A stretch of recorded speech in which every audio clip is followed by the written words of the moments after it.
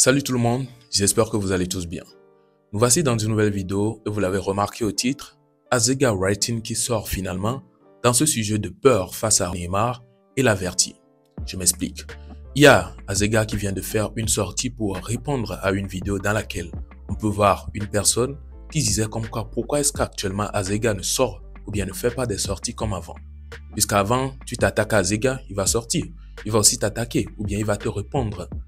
Mais finalement, on peut voir qu'il y a des sorties du côté des panneaux, mais il ne répond pas. Il est carrément dans son silence. Soit il fait des sorties, mais ce sont des sorties, on peut dire en parabole. Il ne parle pas précisément. Tu ne sauras même pas forcément que c'est de ces gens-là qu'il parle.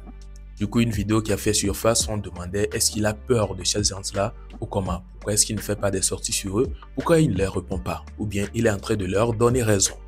Et il a fait une sortie, il a répondu. En tout cas, tout d'abord, je vais vous laisser écouter tous ces dires avant de me prononcer sur quoi que ce soit à la fin de la vidéo. Benade, nke joye tangia manqué na respect na nyabe rasta butoma. Ngba matin kwa gbalo vidéo. Oh. Amenye ko jaga kaka ogbelo wa do me kware. Ogbelo wa ko do ko na do me kware. E bonu e ole sende go me aro. Nke ona o. Nyabe rasta buto. Na kenya ji sulu TikTok izia nyabo na nyalo. On le vend à Tanguer, le loco. Tanguer, on le vend à. Parce qu'on dit si on y aurait. À moi, maintenant, il y a ça. À moi, petit, béni. On a moi, des dossiers. À moi, le gouvernement. Quoi qu'on t'en donne. Nous, on vit des cabocos.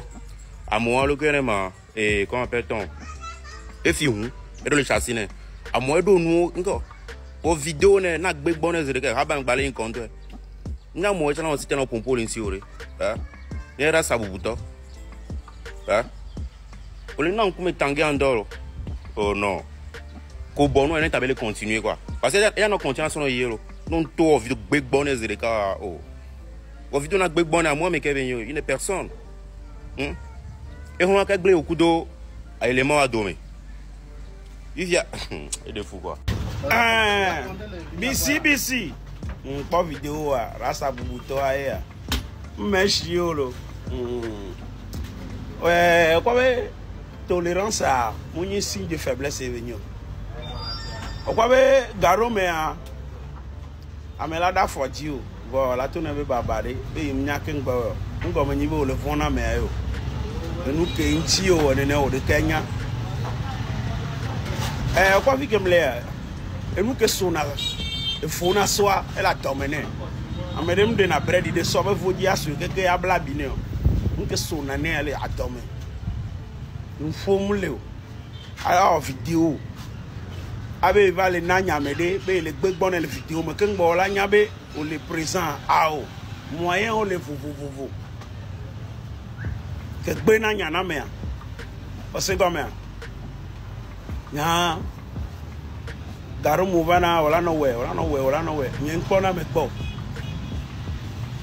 nya no gbo bonne niveau avant les biens élevés les bords et m'a trop talé que le port mais de amé anto elle sibe et toi et il y a des gars qui tournent son coup trop talé que port et non a pire tawa mbadu ji akona me o mi le ivo kojo sola le jibo ma wuye ku togbe ku fodu yan sene pem la signo nya tanku de nya gbonu le kin ko gbe la no do e zade ame ale kin pona geto de kia ngbona be ape parcours yen wa nkanti mebe ta les gens de be nou alenti lo ebe ta les gens da be nou alenti e hono na be ya no sie nene le ke chando ya likojo ya kope kakaba nyi nou yenti be nou jona dine eta alo geto ya gabe ke les gens du so téléphone mais yo l'Amérique be le va e be live mais bon be geto bi ya ho me pa be ta les gens de be image lenti ya mi tu nam mi bien be game geto vita nou lenti o mi bien mi ve bien be game be ta nou lenti o et ta nou lenti depuis des années ken gbe tawe e va le live de so va le yo o shoka lo pa va na ni pa va no ndo nkanti ka me wuku do geto bi o wajira o me défendre me wo le réseau ya di o nko ka me wuku do geto o wajira o zuwa no no ko to wa nka o mto défendre a me wo parce que quoi be gamle yasio les va défendre kaka défendre wanga tena garé pepo les Raoul Blanc to va attaquer les gens des réseaux à dire oh chez il a te va yobé ya ple bien no allo ya onde no na kova et on to va prendre là me wonu na mino fermer mi abe bouche vide là hein là me wonu na mino bonu vide quoi il y a des commis do clash sur les réseaux dit mais les mdo temps lo vidéo na nyatela nyo madwe chi non to chan les mdro mo nya madwe nchi o te zunde pepe a moté va laisser commentaire barabaro contre le funu les dro ma madwe nchi non les nyang pota ba nyem le yo whisky la hada menama et là le ko menama ma po vidéo akaka ma po ba yi nyem da dwe nchi na o nkele wo mi nene ma lo pour la be banu et so pour la be banu on la be banu zou les gens de l'eau banu allusion les gens de l'eau les gens de aimer les blancs o ba mega et nous ko lo wale o le tia do quoi yo vote o le yo vote ke ngbe geto viva yo vote e gomere ma o benade o le yo vote fi aller plus de 20 ans o le yo vote o vidéo Kenya wona grand frère o le tia mo quoi o le yo vote ke ngbe geto viva yo vote ni so ni nyame me fi amile wa jire réseau dia me ko ja no ko e wo yo ja no ko bu se ba mo ja no ko geto via obuseba mojanoko geto via be mi afi mi le wa mi le sunya parce que on yabe le internet a dit artiste que me nya crash ye me wona e ya le crash me bale hadiji me fifia e wo Victor Vino ale nous ke bo le internet a dio nous ke yo on a le internet a dio contenu que on to ojo soba contenu ko soba pour na pone jeunesse o encourager non le kola ola ici todi yo la pokoma yo la ko visa le kola ola ko hébergement le ke de viola ola ko sukula et nous on to on a l'internet dit on va dogo gato quoi on nglobe doko ojo va le tro gato la dit wo on to métier ojo nglobe doko hein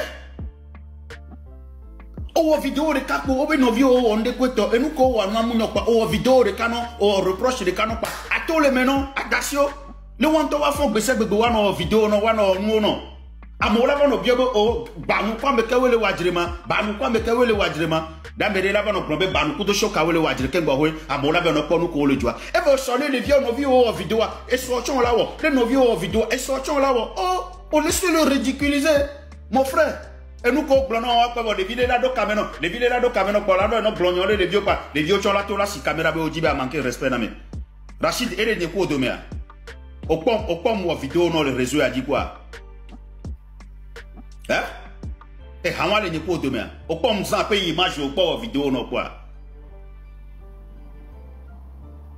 esro le miasie o de son divi pas esro la no a me la be akoti to ko pa ko le vieux soit pe image o adele mu me no ko to pata o le zura et nous on et nous on le toucher mais e ma gbagble na mi de fie be na de devant 352 personnes les radio trottoir là mais les yom le téléphone ko biombe les panneaux quoi me ko wadre o de auto les panneaux mais que tu es touché mais que tu es ma o so ka tu es touché e gbegbe mu na na ni biona be na de nous ke jokaka geto kudo so ka o le wadre gbe o le wote bova lome nyamu yi lome mu yo geto be na to ko mbe mbana concert mu annuler après volni ke me ke la au concert ma gbo le 31 alors nde ma gbo trop changer après bien nya gbo le 30 yebe nu ke 31 yebe nu ebe fo follow va mi atogolo nyam va jo parce que mcham do azan le gboni mba travailler yebe mi atogo mba semene be mlo kan me chake fike me lia mbe obe mbusebe le chebe na muye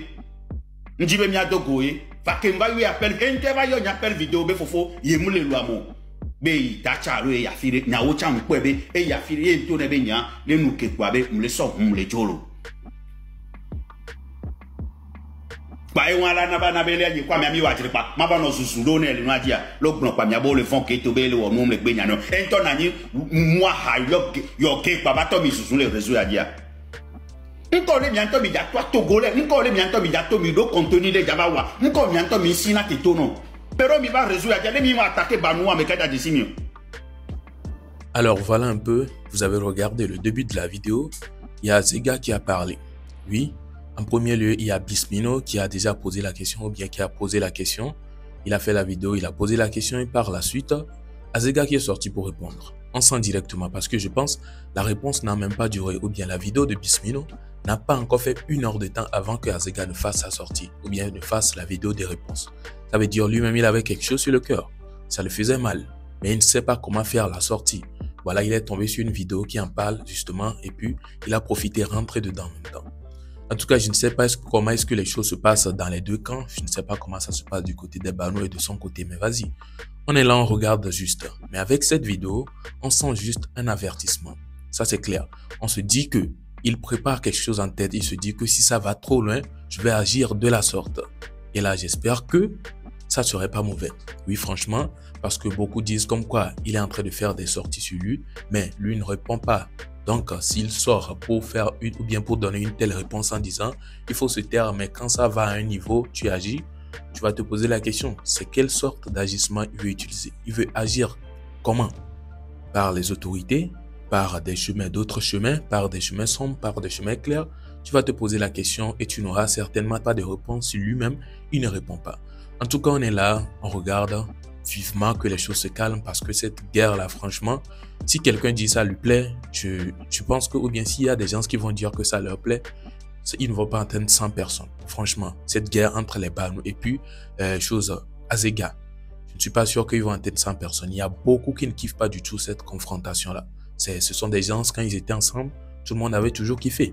Mais le voir aujourd'hui en train de se clasher, en train de se lancer des pics sur la toile, franchement, ça fait mal et on espère que tout cela serait réglé du jour au lendemain. Voilà, partagez-moi vos avis dans les commentaires. Je pense donc que nous sommes à la fin de cette vidéo. On se retrouve donc à la prochaine. Portez-vous bien. Ciao.